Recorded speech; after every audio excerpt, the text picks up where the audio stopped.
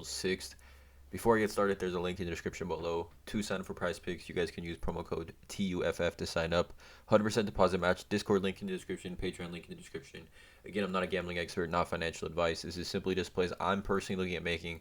Hopefully, give you guys some insight and analysis to make your own player prop decisions. But let's get into it, you guys. I just want to reiterate and talk about really quickly the time of year that we are in with the NBA. There is going to be a lot of volatility here. Just overall, a lot of players sitting. You can see all the players for the Cavs that are sitting. Look at this. Look at this. Just look at this for the Portland Trailblazers. Disgusting. Spurs, the same thing. We've seen the Spurs like this. Adebayo's questionable. Maxey's questionable. Melton Tucker questionable. All these guys out for the Utah Jazz here. Jokic, Murray, I think, let's refresh this. I think Gordon and Michael Porter Jr. are also going to be questionable for this matchup. Look at all the questionables here. Denver locked up the number 1 seed in the West. Don't understand or don't really see the reasoning why they would need to play very many minutes in this one.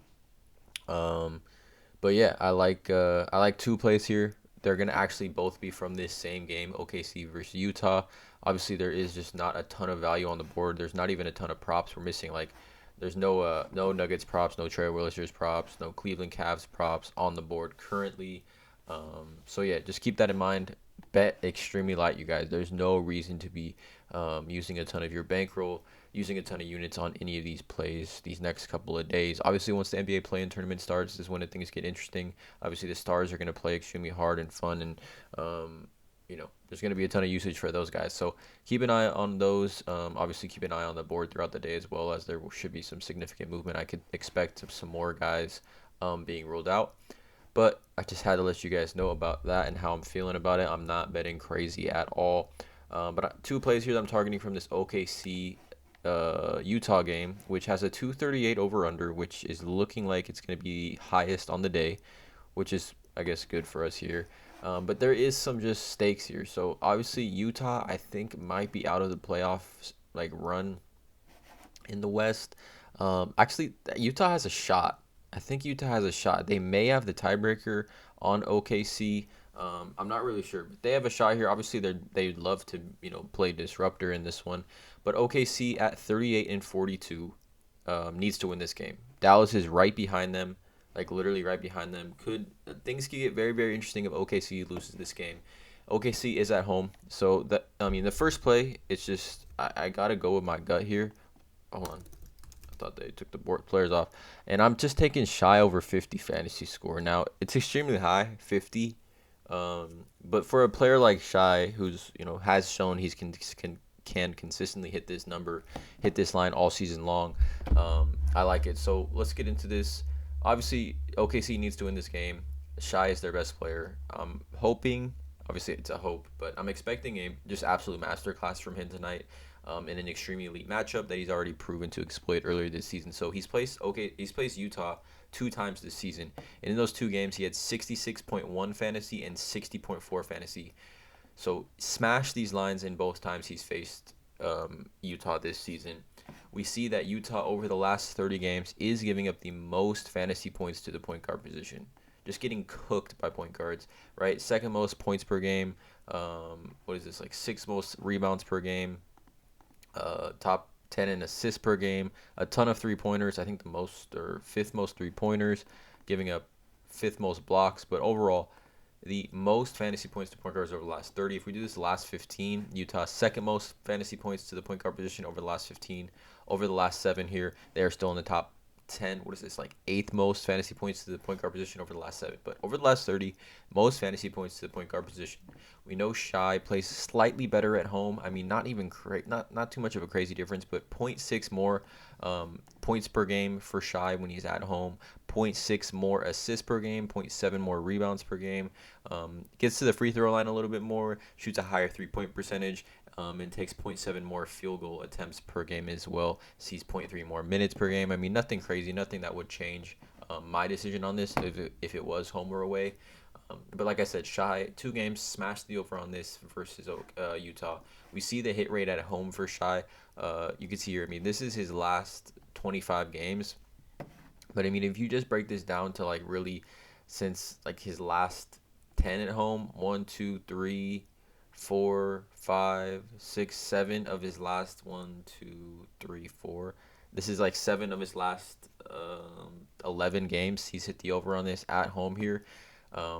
We see other point guards against the Jazz this season. I mean, we've seen 4 PGs in the month of March hit the over on this. Terry Rozier had 50.2. De'Aaron Fox had 54.3. Damian Lillard had 54.4. And Kyrie Irving had 55.2. So 4 point guards have hit the over 50 already against Utah just in the month of March. We take a look at the odds here for Shai. You could actually, if you don't like his fantasy, pivot to his 32.5 points. Just because the odds, there is good odds on the over of 33.5 minus 120 on FanDuel. You get 32.5 minus 129 on Caesars, but it is listed with some odds on the over at 33.5. So pretty nice discount here at 32.5 for Shai here.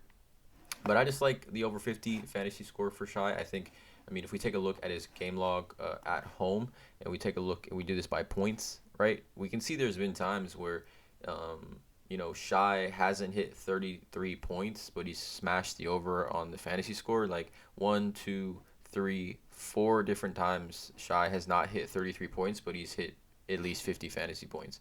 So that's why I'm pivoting to fantasy. I think obviously there's a great shot at Shai scoring 33 points tonight, which, again, if he scores 33 points tonight, I think there's a good chance he'll have the over on the 50 fantasy score as well. I just think variety of things, to happen here. And then also Lou Dort currently questionable for this one due to a right shoulder sprain.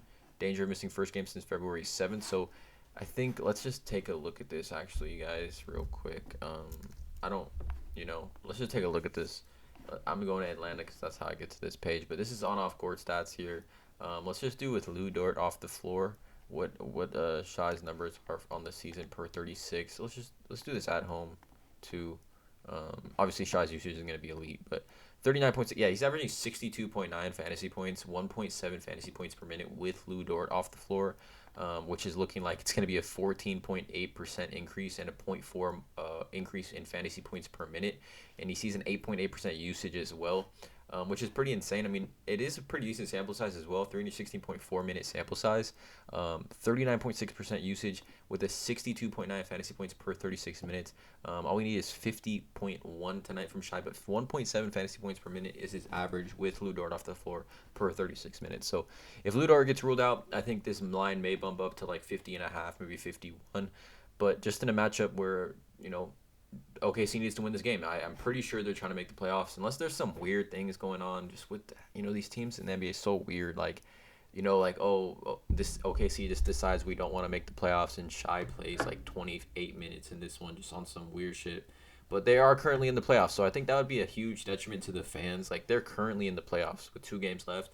If they just lose this game and don't play Shai a ton of minutes, as a fan, I'm not an OKC fan, but if I was, I'd be extremely upset. So I like Shai over 50 fantasy score. The second one from the same game is going to be Kelly Olynyk over 4.5 assists.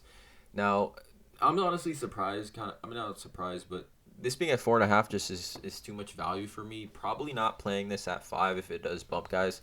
But if we take a look at Kelly Olynyk's game log this season without Markkanen, right? If we take a look, just in the month of March, right, was when Markkanen really started to sit a lot of games. 1, 2, 3, 4 of 6 games he's hit the over on this, and these 2 games that are misses are tough matchups. Versus Boston, at Boston, tough matchup. He didn't really play that well, and then versus Milwaukee, super tough matchup as well. Only had 3 assists. But if we take a look here, he's faced OKC actually on March 5th without Lauri Markkanen, and he had 5 assists in that one, so he did hit the over on this. But in that game as well, Jordan Clarkson played 34 minutes and had 12 assists. So you take away Jordan Clarkson's 12 assists, Kelly Olynyk still had 5 assists in that matchup. Now, we take a look at the matchup overall. 2 power forwards, OKC over the last 15. This is the 6th most assists to the power forward position, 4.37 assists to the power forward position. We know this game is going to be pretty high scoring, seeing 238 over under. But we take away Clarkson, Markkanen, Colin Sexton, Mike Conley, who obviously are all off the floor tonight. In away games, Kelly Olynyk per 36 averaging 8.1 assists per 36 minutes in a 111.4 minute sample size through 11 games. So 8.1 per 36 minutes. We're looking at Kelly Olynyk, without, let's just take a look at his game log. this season, with or without Morgan. And he has been playing 30 plus minutes recently, 35, 33, 31 over his last 3 games here. Coming off a game where he had 7 assists versus the Lakers. You can see the hit rate. Hit rate is pretty decent, guys, honestly, for Kelly Olynyk to hit the over on this. We take a look here at Kelly Olynyk's potential assists. Over his last 6 games, he's averaging 10.2 potential assists per game and 5.8 assists. If you watch Jazz games, really based on kind of this lineup that the Jazz are going to put out, the offense really runs through Kelly Olynyk. Obviously, Taylor Horton-Tucker is going to get his, but the offense in the half-court set runs through Kelly Olynyk. So there should be quite a bit of opportunities here for Kelly Olynyk in what should be a fast-paced game. With not very to little, but both these teams love to score the ball, and OKC and Utah have been in a ton of shootouts recently. We take a look here at the odds here for this one. It's going to be minus 121 on Caesars consensus. There's not a ton of odds here already for this line if we just take a quick look at it. So let's refresh this. Yeah, minus 121 on Caesars is what you like to see, but the over has hit 9 of the last 15 games when it has been at 4.5. So I like the odds here for Kelly Olynyk. Obviously, I'm targeting both these players in the same game here. I haven't really done that here, but I just think given the current climate of the NBA and the teams that are playing today and the matchups, obviously OKC is a must-win, and Kelly Olynyk's going to play 30-plus minutes. They have no reason to sit him. With all the players out for Utah as well, I think Kelly gets his 30-plus minutes tonight. So I like these two plays here. Shai over 50 fantasy score, Kelly Olynyk over 4.5 assists. Coming off a 2 of 2 night last night, looking to keep that going today. Let me know in the comments below how you guys feel about these plays here. Drop a like on this video, hit that subscribe button, and as always, let's cash.